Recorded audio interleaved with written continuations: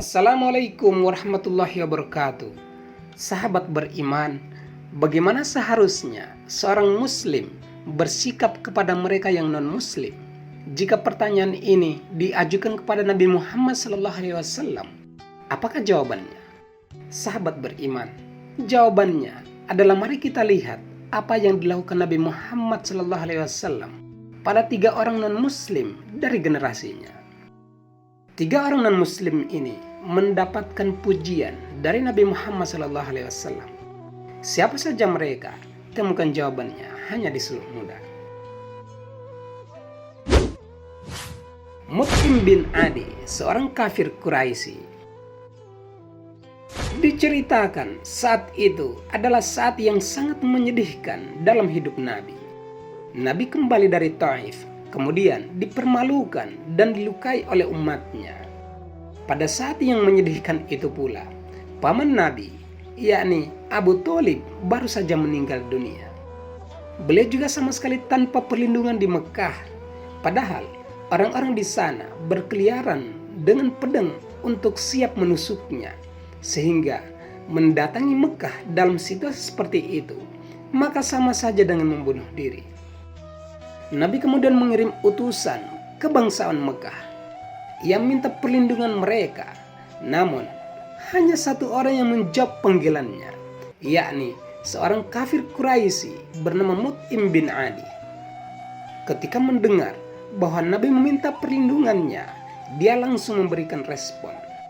Mut'im memerintahkan anak-anaknya untuk memberikan penjagaan dan perlindungan kepada Nabi Muhammad SAW. Nabi kemudian berjalan ke Mekah, diapit dari semua sisi oleh Mut'im dan putra-putranya. Semuanya membawa senjata.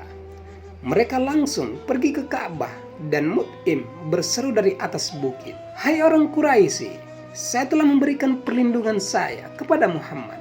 Jadi, janganlah ada di antara kalian yang bergerak untuk menyakitinya," ujar Mut'im. Nabi Muhammad salat 2 rakaat dan kemudian Mut'im dan anak-anaknya mengantarnya ke rumahnya.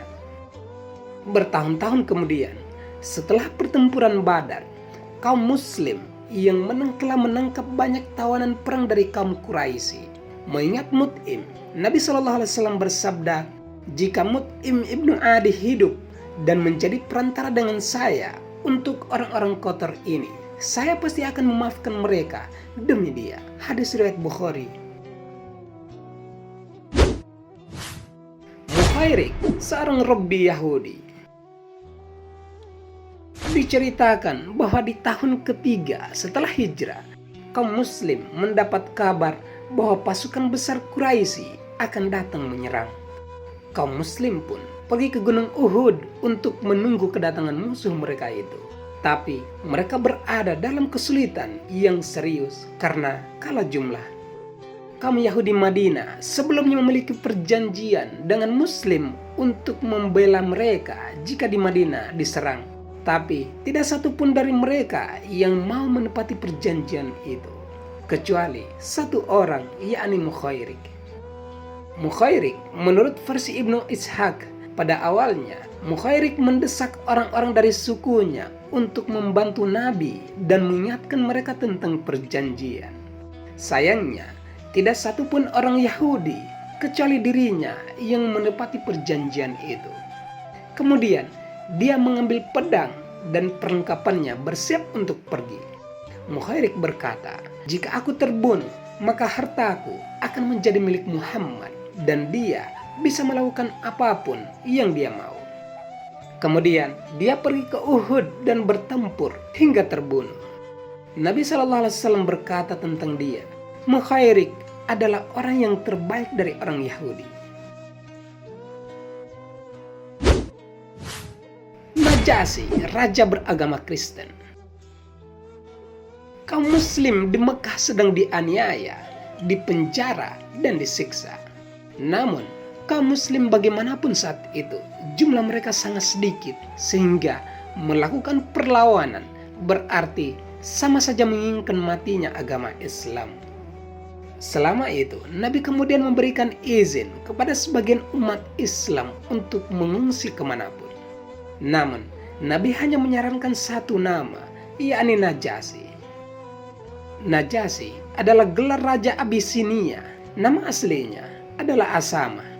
Nabi tahu bahwa Asama adalah seorang penguasa yang adil yang tidak akan menyalahkan rakyatnya. Jadi, dia mengizinkan beberapa pengikutnya untuk mencari suaka di Abisinia yang sekarang disebut Ethiopia. Setelah beberapa muslim mengungsi di Abisinia, kemudian ada kelompok yang lebih besar bermigrasi juga ke Abisinia untuk mencari suaka. Raja menyambut mereka semua dengan tangan terbuka. Ketika orang Quraisy mengirim utusan untuk menghasut Raja Najasyi untuk melawan muslim, ia memanggil orang muslim ke istananya dan mendengar cerita mereka serta cerita orang Quraisy.